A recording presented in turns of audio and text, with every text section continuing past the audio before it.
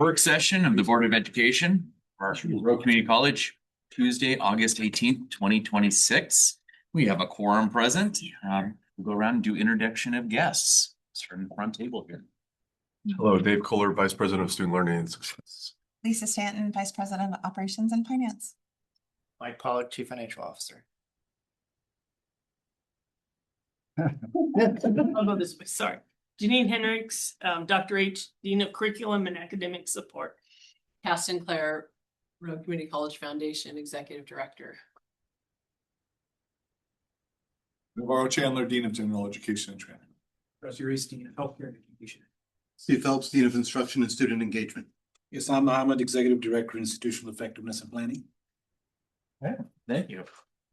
And next on our agenda is the mission fulfillment. Right back to you, Sam. Thank you, Mr. Chairman. We had last month when we met you at retreat, we gave you a glimpse of mission fulfillment in 2026. We were still collecting some last pieces of information, and I'd shared with you where we were. We had done most of it. In one of the things that you and the leadership had asked was go a little bit into depth, not only what we did, but what were the drivers of that across the board. And as you know, our mission fulfillment right now, it has 24 indicators across 12 objectives and 4 widely important goals or core themes. We have all that information collected now. So what I would like to do, at least initially, as a recap, is show you where we are with that, and then go into some of the drivers of it, especially those drivers which have a direct effect on enrollment, on student success, and on those things which affect both or none of them, but other things. So simplify some of that. We are not going to be able to get into all the 24 indicators today because then you'll be here late. But we'll be getting into most of them and share with you what are the drivers which are driving that, especially those which affect enrollment and success, and especially those amongst those drivers which we can control to some extent and leverage in the future. So that being said, overall, as I think I'd shared this with you before, of those 24 indicators, this is what it looked like to us. That 12 of them we met. We met the targets or exceeded them, plain and simple. Oh, that died. On 10 of them we improved from what we were before. Still didn't quite meet the targets, there were reasons for it. And on a couple of them, we did not. Fell a little bit short. So overall, if you look at it, 22 out of 24 ain't bad. You still could do better. I bring this pie chart up additionally for this reason, that as you have heard me repeat ad nauseum in the last 20 months that I've been here, that those who execute the mission show it by pointing out that, well, the initiatives of the mission were done. And this is what it shows, that overall your college is executing its mission. Now I'm going to divide that up into each of those 4 widely important goals, how we did individually on them. This was the first one, equitable access, mostly to do with enrollment and equity and thereof. 6 indicators, on 3 of them, we kind of improved, didn't quite meet it. And over time, you're going to see there were some reasons behind it. On 2 of them, we met it, plain and simple. 1 of them, we kind of fell short. The next one was student success, the performance of it. We didn't fail on any of them. We met or exceeded half of them. We improved on other points in the other half. So it wasn't bad. And especially as we go forward, we'll see there were some countervailing factors. Community partnerships, 5 indicators. We met 2 of them, improved on 2 more. On 1 of them, we kind of fell short. And last but not least, culture and excellence in the institution. We met or exceeded 4 out of the 5. On 1 of them, we made improvements. Again, I break that up.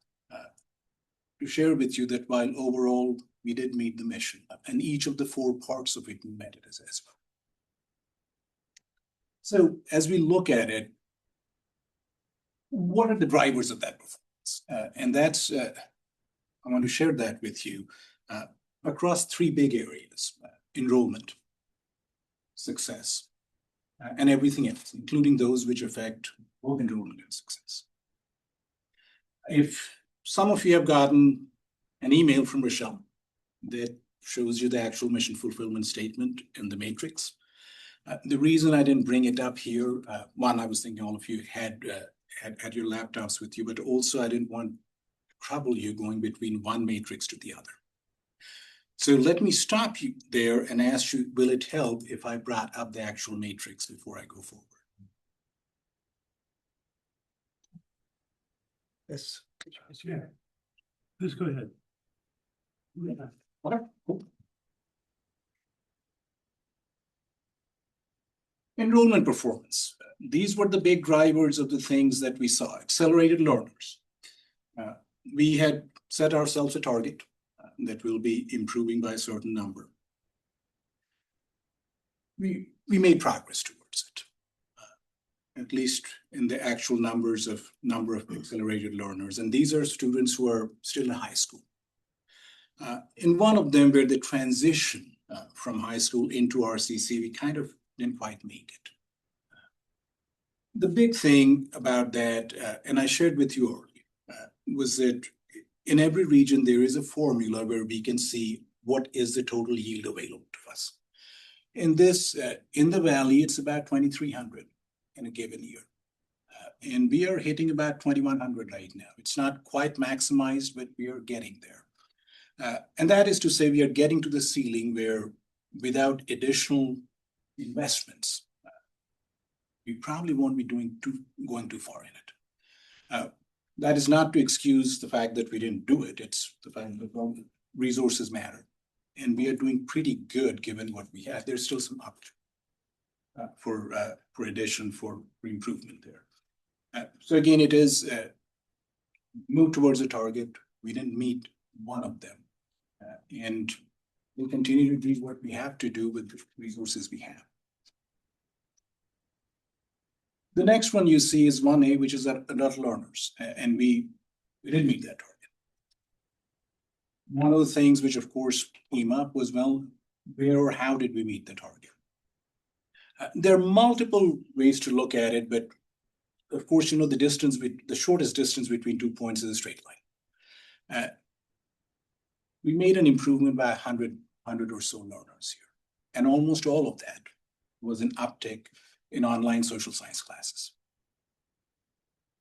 Exactly 110 or so went up that way.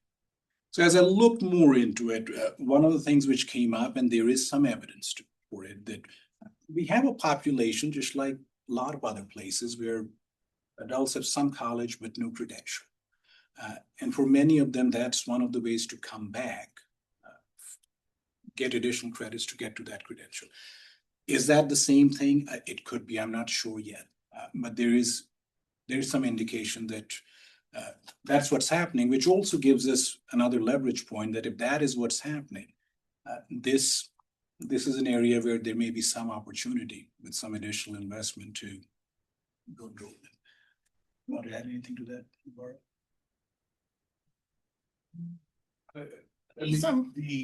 Sorry, could I add something to the accelerated learners piece? Sure. So something that we did notice was that we didn't have our schedule, the whole schedule online the whole time. So we made adjustments to that last year. Our recruitment team went out to the high schools. We adjusted our registration dates to where we were able to meet with those seniors and even juniors. Anyway, register them for their classes earlier. And again, so now we have our whole academic schedule is online, you know, for the whole year. And again, we've adjusted those dates. So that will affect those numbers as we go forward. So that knowing that we were in the red with that, we made an adjustment with that. And Tiffany isn't here to talk about that part. I'm just aware of it. The other piece, Tim, Yeah, so- a couple talking points on that to talk about is we're enhancing a lot of the opportunities in the high schools to go and register. So like an example, just for things alone, we registered 255 students just in the high schools. So also looking at other opportunities like our dental assisting program, it took a little while for the accreditation piece. And so we started thinking outside the box of how can we meet some high school students while still having this looming accreditation over our head of how does that work while when we're not yet accredited. So we actually got approval from the accrediting body to offer a high school cohort where high schoolers come here on Fridays. And once they graduate high school, they'll actually be able to then meet the requirements for the accreditation. And so we're building on those opportunities to meet some of our accelerated learner needs. So. And while we're writing the accelerated learners phase, I'll jump on. I want to point out, you look at the math here and it's good, but there's two stories. We have what we call college now, which is essentially their teacher teaching during their day and is tuition free. And then we have early college where their students are taking our classes taught by our instructor and it costs tuition. And we've seen a huge uptick in the early college over the last couple of years. But it's worth noting that's probably hit its ceiling because the districts are out of money to spend on that. Because they're spending on it. They're like, we're pretty fixed at what our costs can be. We've discounted that rate so they can get more students through. But that's different than when we're looking at college now saying, how can we get more of your instructors qualified to teach your course at college credit to meet the course objectives? So even when we look at accelerated learners, we probably have opportunity in one area and we're pretty maxed in the other based on the demand of the districts.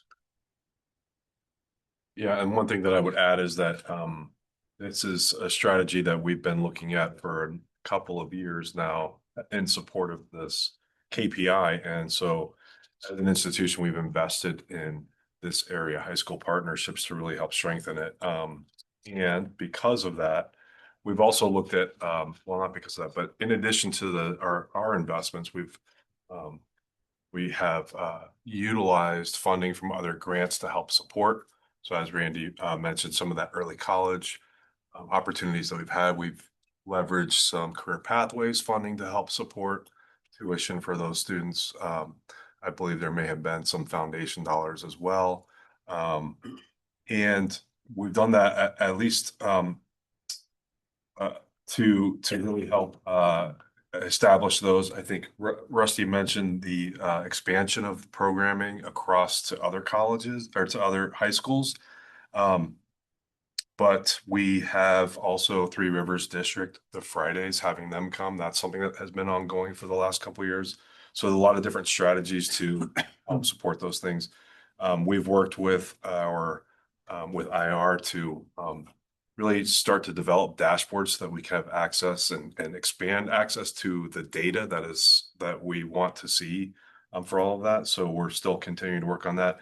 And then we started doing the high school registration days. So our high school partnerships team are going out to the high schools in spring term and registering students. And so as an example, from last spring in May, we were able to register 255 high school students for this year for 2,600 credits. So that's just an example of some of the strategies that we've been doing that support these two KPIs. One other strategy I'd like to add on that we started doing is in emergency services. A lot of high schools that don't have qualified personnel. There's just not a lot of paramedics and EMTs that are working as high school teachers. And so what we ended up doing last year was we partnered with Mercy Flights, who provides the ambulance service in Jackson County.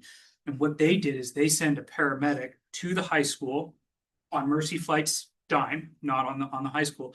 And they work with the high school teacher. So the high school teacher can help control the classroom and take care of the canvas and those types of items. But Mercy Flights provides the qualified instructor. So the students are still able to get 4 to 12 college credits at no cost to the student and no cost to Phoenix High School. And so that started out with about 25 students. This last whole year ended up being, I think it was 88 or 100 students that end up completing college credits through that Phoenix program. So that's a new one we're exploring, especially in the CTE side, where we realize that you're not always able to have a qualified person in CTE in high schools. I'd add to item 1A, adult students in online social science classes. we saw a huge uptick in all of our social science. So it's not just the online, it's the in-person, it's different demographics, age groups and whatnot. So I think a lot of that has to do with human services. We saw a huge increase in our human services program. We really targeted, advertised that. And so a lot of those students are taking the majority of social science classes. But just that overall growth is attributed, but it was particularly high with the online social science classes and those adult students. Ruthie, I have a quick question on the EMT. That's quite a good sized group that you're dealing with in Phoenix High School. Now, out of curiosity, are those must be preliminary courses to the EMT program that you have out here? And so that's a population that is at least thinking about joining, but have some limitations on what you can teach given the constraints. I'm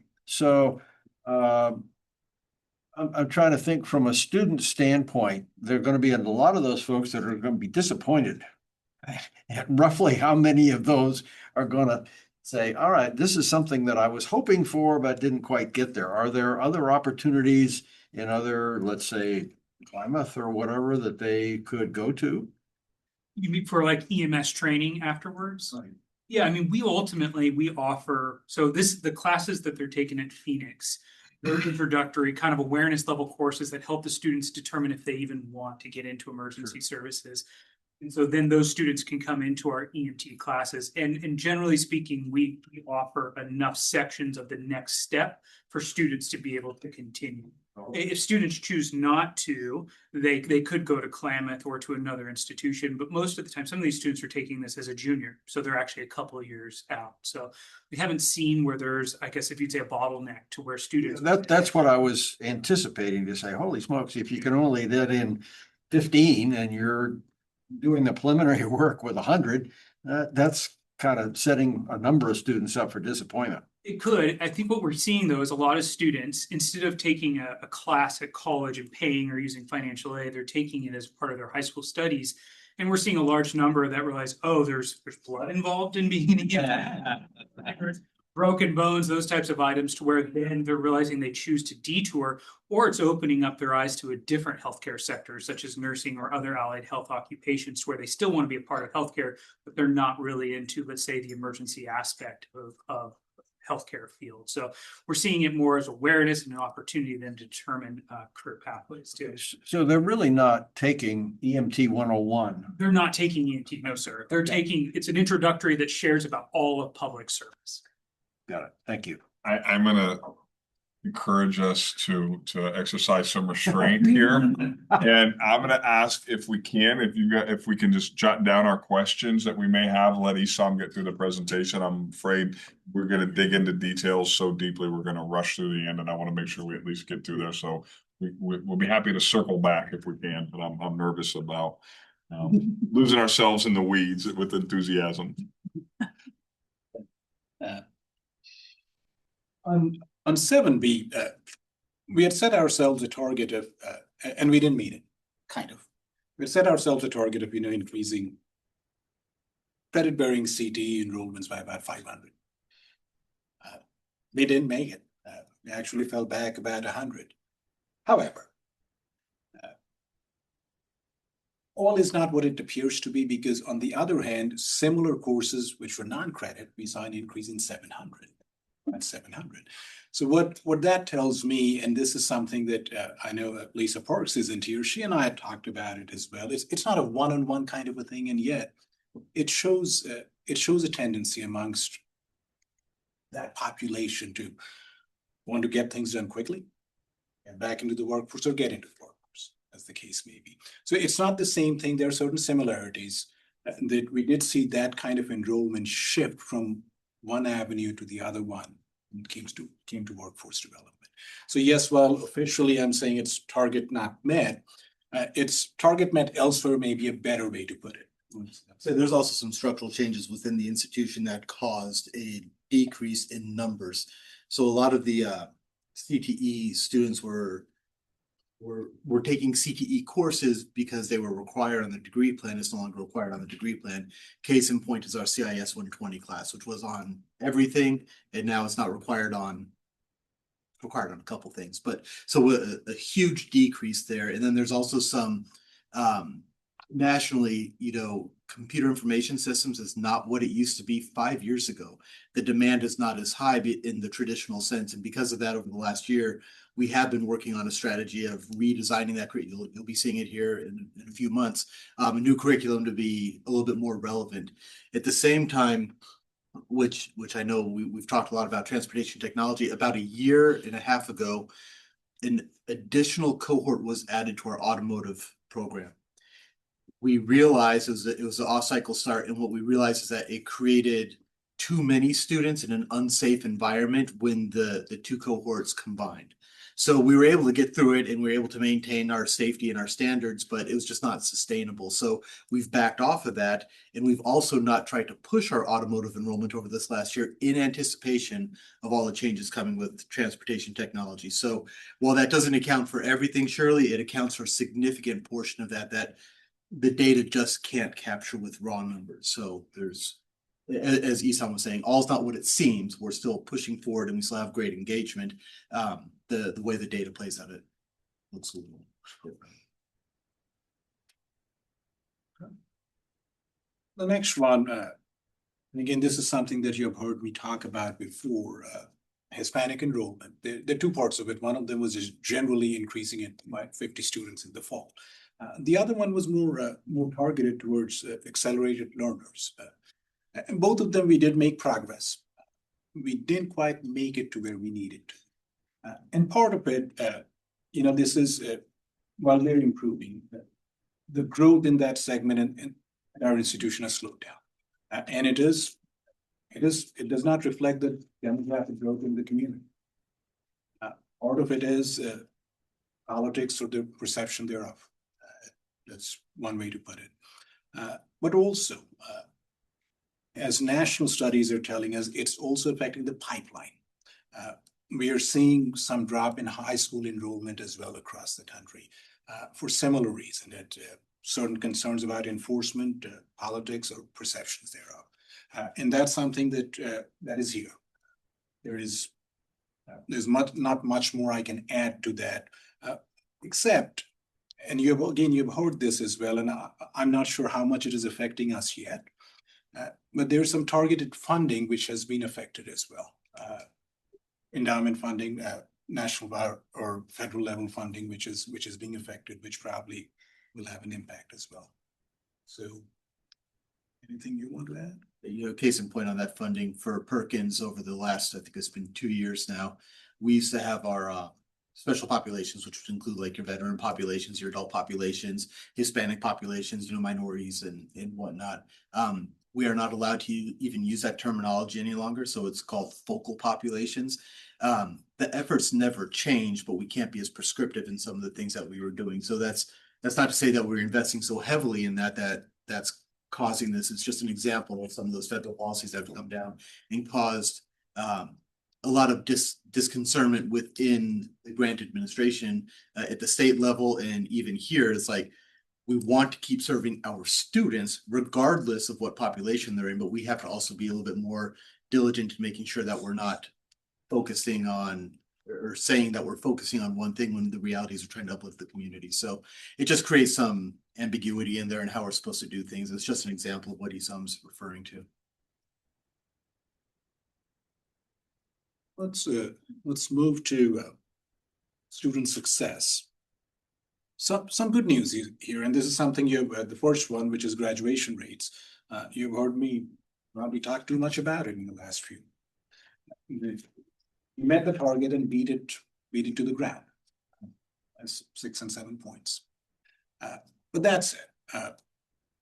Here the story is somewhat similar in that everything came up, but the adult student and Hispanic student populations being significant in that cohort, we saw significant improvements there, about 10% in each case, which drove quite a bit of it. And again, just to put the context to it, this is kind of a lagging indicator. It is for cohort which started 3.5 years ago. So this happened in the past. But that also tells me, with that 10% increase tells me that this is something that can be leveraged going forward, especially given if I add up both those populations separately, we're looking at close to about 40% of the population, if not more. Anybody wants to add to that? We can add to like all of these things, I think, I think we have a number of strategies that we've included that affect pretty much all of these student success indicators. And I think we should probably go through them first and then we can talk about them. Sure. The next one, 4C, was about first-time students earning at least 30 credit hours. That is a goal of all the community colleges in the state, that kind of a milestone. It also affects a small part of the state funding. We did make an improvement in the sense that what we had set ourselves to do, we did, but year over year, there's not been a significant improvement. Part of it is that while almost every student population showed some improvement in that, first generation students kind of did not. That's something we did see a decline. And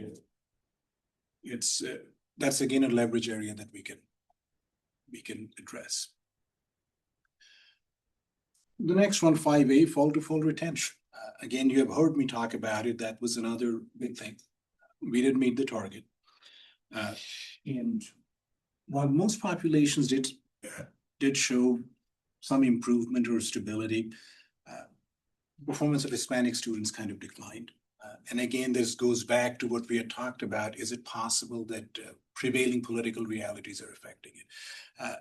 And I keep bringing that up. If we think about it, it is a measurement of somebody who starts off in fall of one year and is she or he there fall of next year. If somebody isn't for various reasons, and it's generally a fairly small group of people, it becomes a pretty big deal when we look at percentages. We wanted to look at decrease in DFW grades, and this is pretty dear to my heart because this is kind of the core of so many other things. Course-wise, if you're not passing it, it affects everything else. Persistence and retention, eventually graduations, and so on. We made improvements. We came pretty close to the 1% decrease. Didn't quite make it. We fell a little short. And not surprisingly, across the board, we made improvements, but one of the places where we kind of fell short a little more was math and science. Those are tough things. I'm the first one to admit it. I went from engineering to political science. That tells you something. And so that's another area where we can certainly improve. But it also reminds me of something that you had talked about for a while, which is we have those classes and labs which are almost full.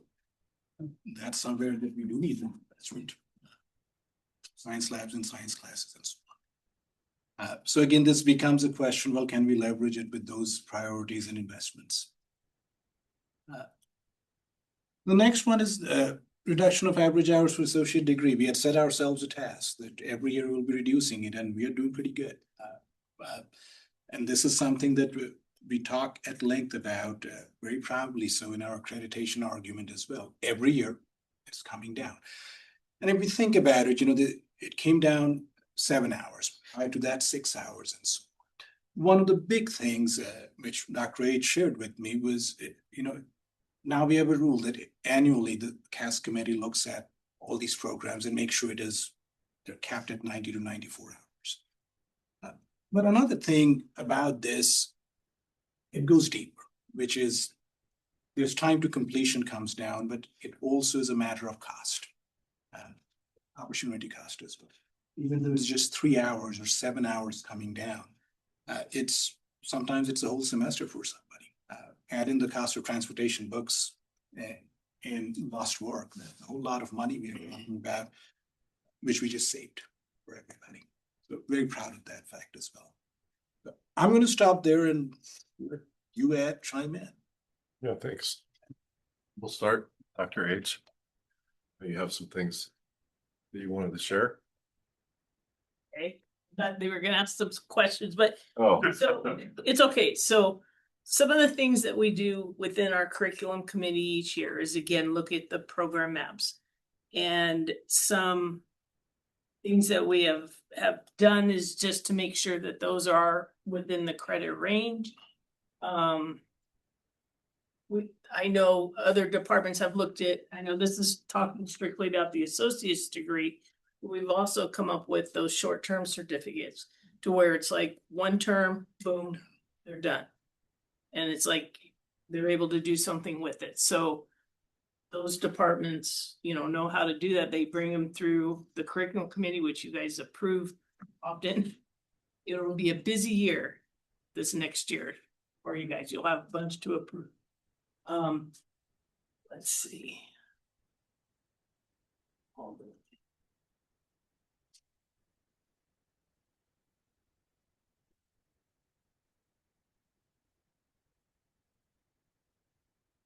I'm stuck. If you have a That's question okay. for me, Where you want to go? be happy to answer something else. Things.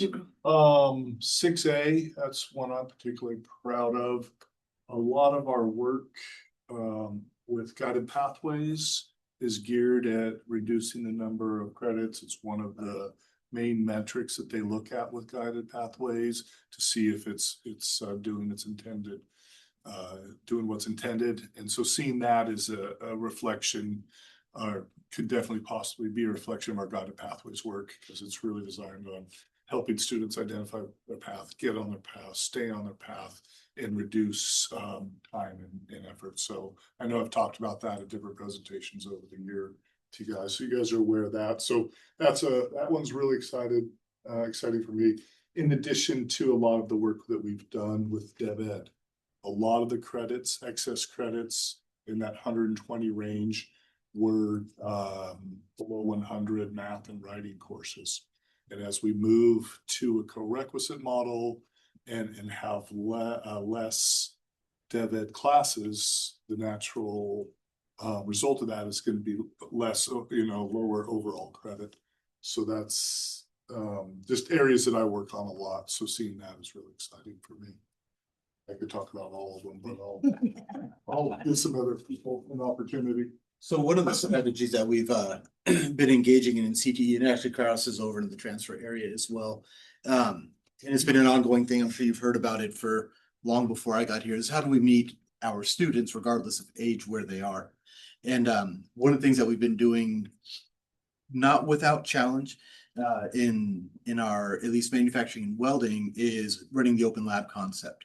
And it's a great concept, and we have to refine it and we have to improve it, and we are doing so. But what that does is it really allows a student to come in, be that working adult or have life happening to them and say, well, maybe I couldn't make it Tuesday like I normally do, but I have Wednesday, Thursday, and Friday that I can get in to get the required hours. So trying to meet the students where they are, and that particularly goes into those adult students or working students.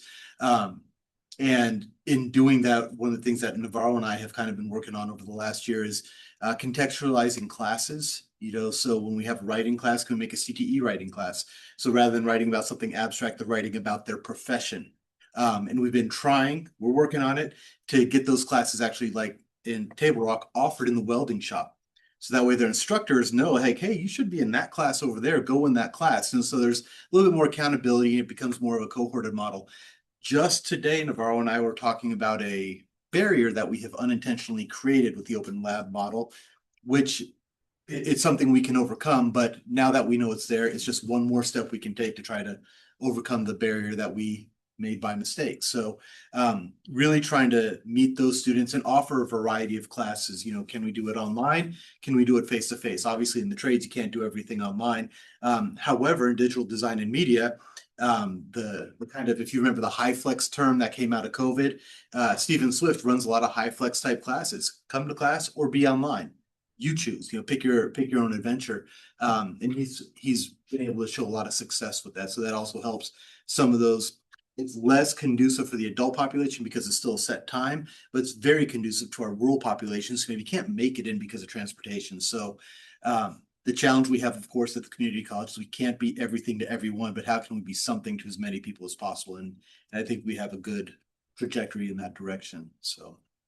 And one more thing that I'd like to add, something new that we've done this past year is the full year scheduling. So this has really allowed students to be able to see what their schedule looks like over the entire course of the year. And that contributes to a lot of their success as well, because we know that they're going to continue to be able to progress. They know what their schedule is going to look like the next term and the term after that. And as we move forward with that work, we'll be working towards getting individualized education plans. So students will actually, know exactly what course they're taking for their entire, time here at RCC to be able to complete. And that will contribute to continuing to improve to some of these metrics that you see here. I'll add one more thing. That guided pathways work that when done correctly and seen across the country, you see those graduation rates go up. And so I am hopeful that that's part of what's going on with 4A with graduation is we're removing those barriers for students to help them be more successful, complete their degrees and whatnot. And I can talk a little bit about the DFW. That one concerns me as I oversee math and science. I suspect a lot we've moved to more online stuff over the years, and traditionally, and as far back as I've looked, online math classes have lower completion pass rates than in person. It's hard to take a math class online. So trying to meet the needs of students, accessibility, flexibility, but also, having, good results and whatnot. So working with the math department on how we can better serve our online math students, and then also trying to figure out how we get more students and conveying to students that you really should take your math class in person. It's just it's a best practice. So that's something that would continue to work. I think you guys have demonstrated an abundance of efforts that have led to positive momentum and results, and we can't appreciate that enough. Let me ask you this, flip the script. What are some of the biggest barriers we're still facing to moving these needles even further? Either internal or external. We still have a lot of challenges, and I feel like I'm just beating a dead horse, but finances is a challenge for us. Talking about the science labs, how do we retrofit our buildings to have the science labs and create real comprehensive campuses where the students are? And I mean that's something that we just really can't get around. Qualified instructors becomes another challenge, specifically in more specialized type fields. On the CTE side, specifically getting instructors to be able to come in during the day when they work and make much better money than we can afford to pay them. That becomes challenging, is we don't want to hire a mediocre instructor because that is a product that we're putting out. So those are a couple of the things, and then I just was in a conference last week, and there is a significant disconnect between secondary and post-secondary. There's a difference in definition for accountability, and then we face the ramifications of that with students coming up of trying to teach them that you can't just get by showing up. You have to produce, the work and the effort and stuff like that. So we have all these systemic barriers that are in there that it's community college. That's what we deal with, and trying to deal with some of that to address these things is can be daunting at times. There's many things, but those are just kind of like the low-hanging fruit. Guided pathways, I think we still have work to do getting students on the path. We still have a good number of students that come in and are not major secure, and the quicker we can get them on a path, the more likely that they're going to finish and complete and that. So I think that's areas that we need to work on.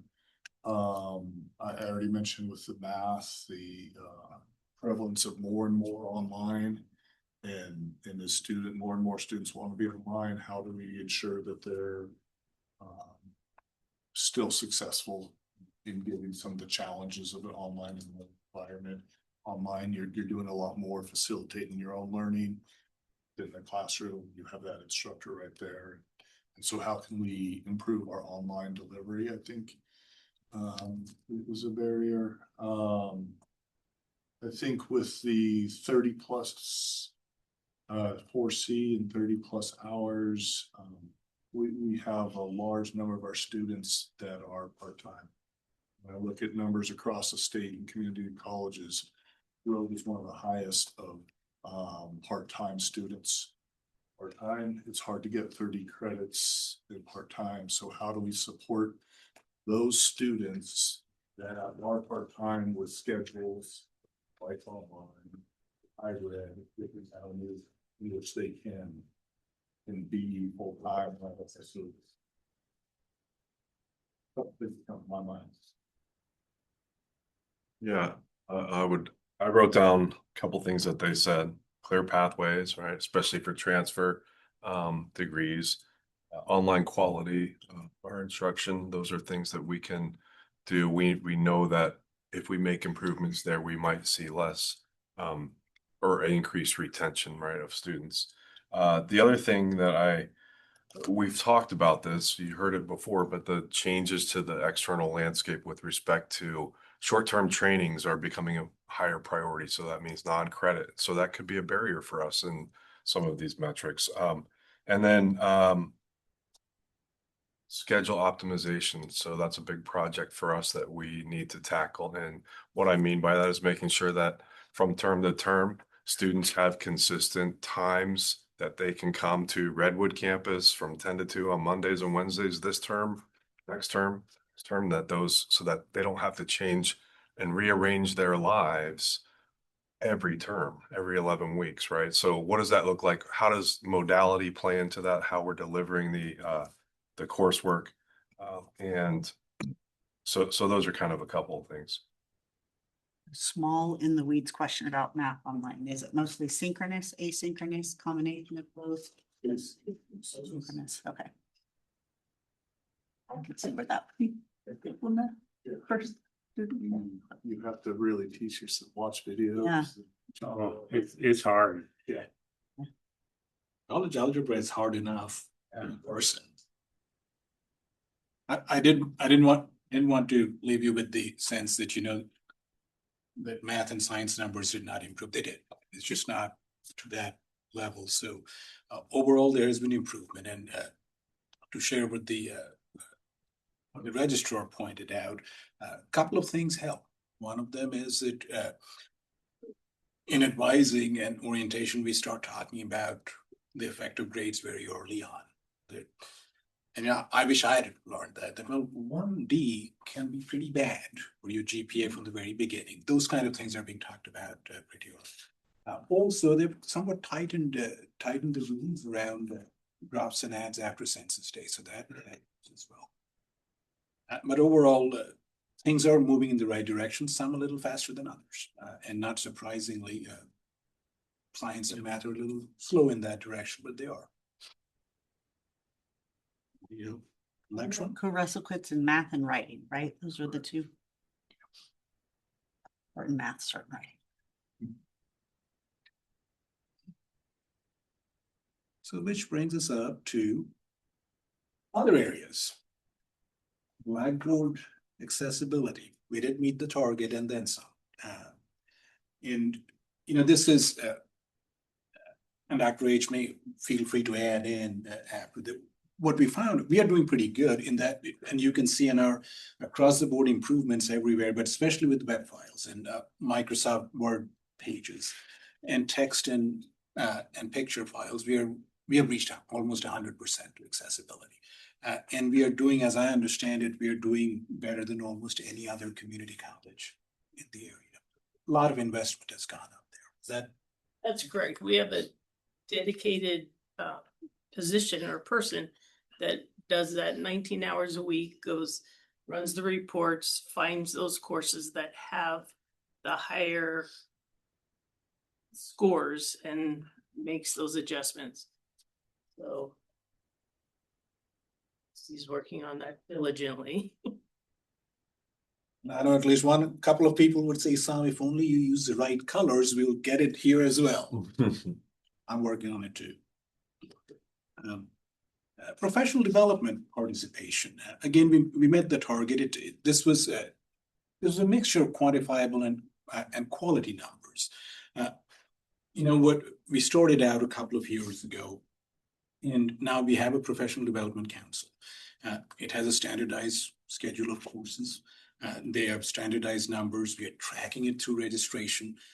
We are reporting it to the state now with standardized numbers, which will affect positively, even though it's a very minor number, reimbursable FTEs. So that is something which was, a little more ad hoc. It has become much more standardized now, thanks to the Professional Development Council and the work done by Kara and Jamie and that group.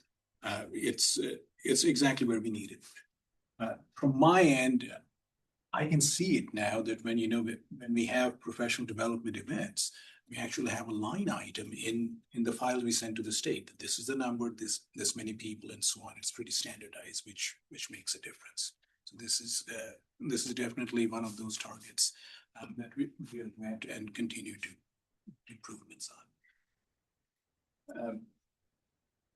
The next one, Pell Grantees. We did set ourselves a target, about 300 improvement, which we did. Several things went into it, and I want to make sure I shared this, that this is not something we just happened randomly. More people showed up, more Pell Grants, we move on. Advising staff did pre-reviews of applications. That was one of the changes we made. Started out with a communication strategy that reached out to students not once, not twice, 3 or 4 times a term. And especially those who are having academic progress issues, the satisfactory academic progress. As soon as the term was over, you're helping them out with appeals next term. So that is, I know our financial aid team is very proud of it, and that work continues. Before I go to the next one, ladies and gentlemen, want to add anything?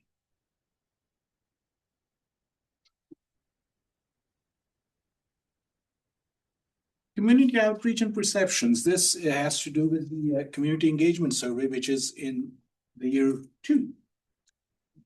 And I shared a little bit with you. We finished it on August 1. The final report is being prepared. I'm hopeful that sometimes next month I'll be able to share it with you.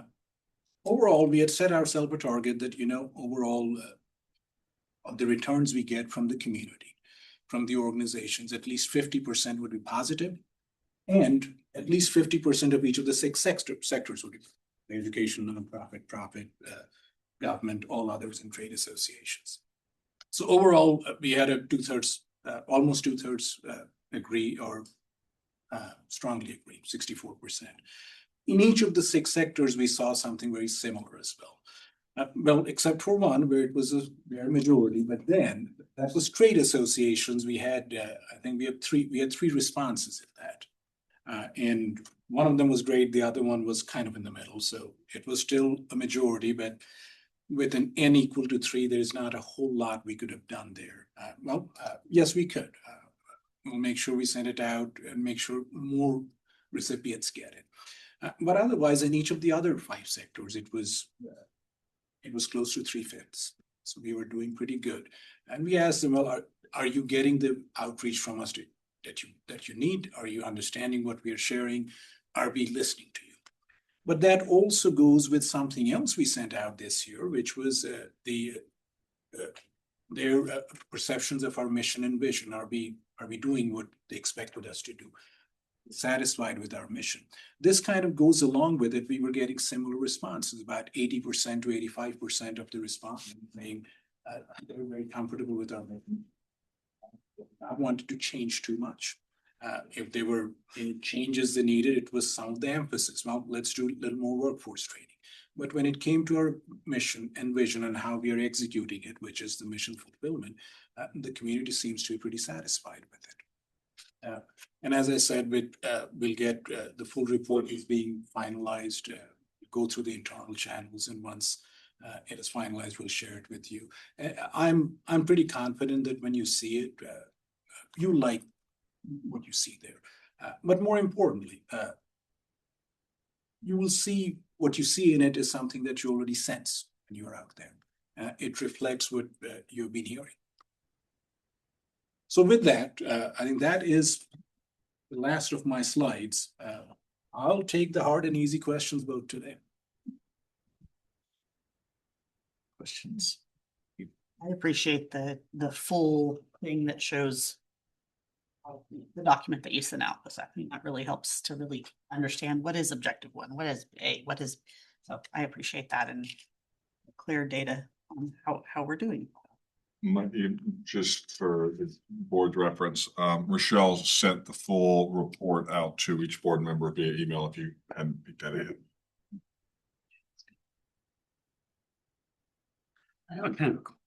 Dave, I've got a follow-up question on what you presented a little bit ago.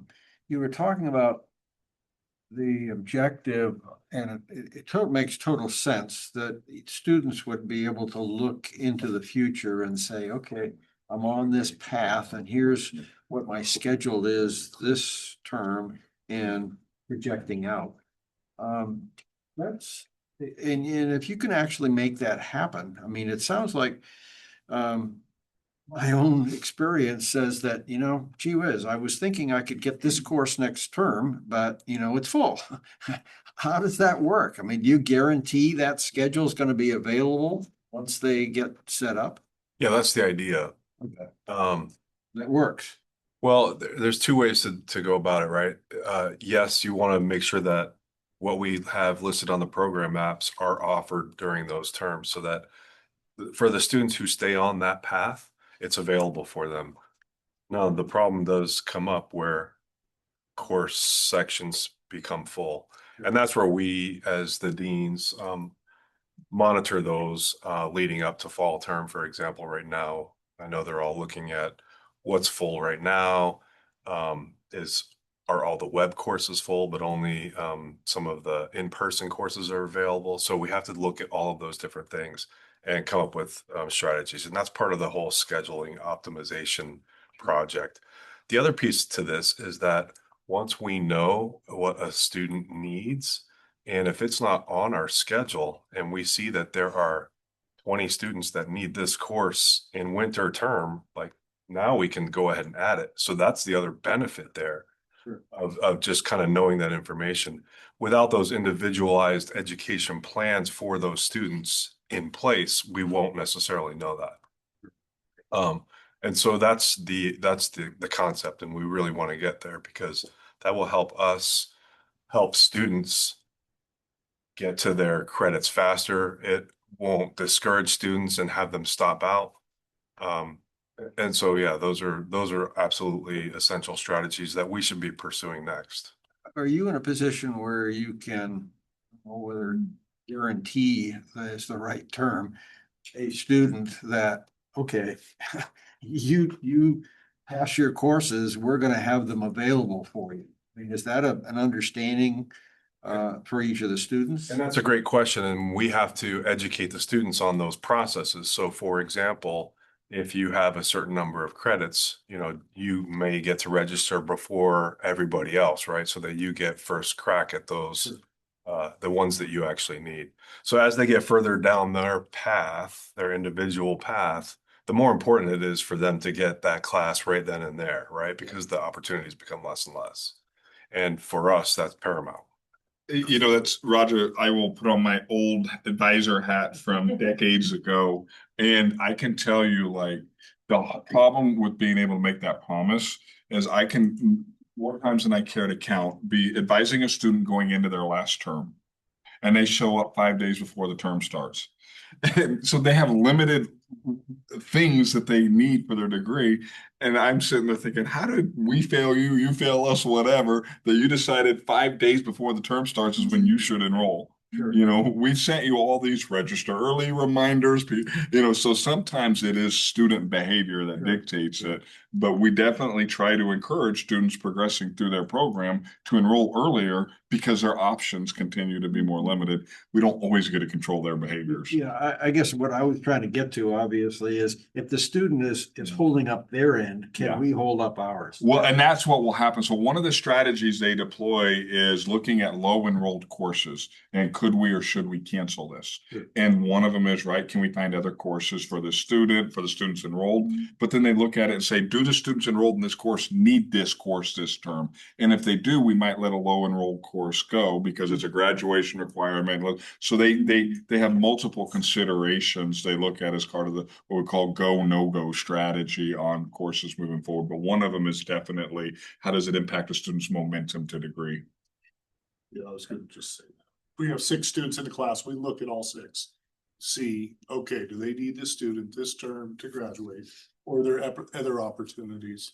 Another thing, if you look at the program maps, and you can look at it online, it'll say course only offered spring term, course only offered winter term. So students know they need to take, if their advisors should be telling them the same, and if they're looking at those program maps, they know what term that course is going to be offered. So we try to give them as much information as possible to be successful. Last question. I had just a question. It's goes back to guided pathways. I remember talking about this 8 years ago. Yeah.